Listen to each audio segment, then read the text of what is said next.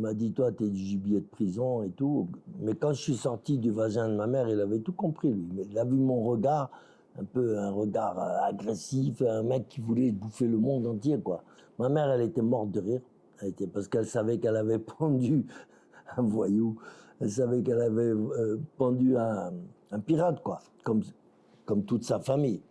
La famille de ma mère, c'était la tribu des Aïd Baha. Ils attaquaient les caravaniers dans le désert du Sahara. D'accord. Ils savaient que ces gens-là étaient pleins d'oseille. Donc ils les attaquaient, mais évidemment, les caravaniers, ils n'étaient pas bêtes. Ils essayaient de cacher l'argent, enfin les pièces d'or, les bijoux, tout, dans leurs intestins. Au début, ça a marché 2-3 fois, mais après, les Berbères, qui sont des gens très malins, ils ont compris que l'argent, il était dans l'estomac. Ils disaient aux caravaniers, allez, tu vas nous donner tout ce que tu as et tout, et tout, et tout. Caravanier, non, moi j'ai rien. T'as rien, d'accord. Allez, hop, on leur ouvrait le ventre. Là, le père de ma mère était grand spécialiste. Hein. Ouvrir le ventre et fouiller les intestins. Et ils trouvaient bien sûr des pièces d'or, des bijoux, etc., etc.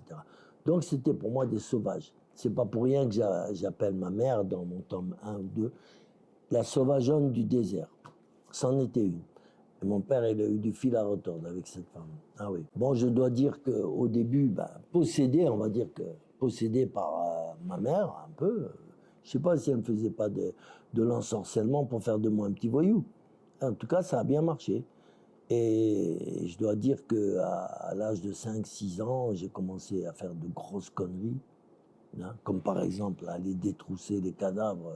Aujourd'hui, je ne le ferai pas. Pour voler les bijoux des gens riches enterrés, des trucs comme ça.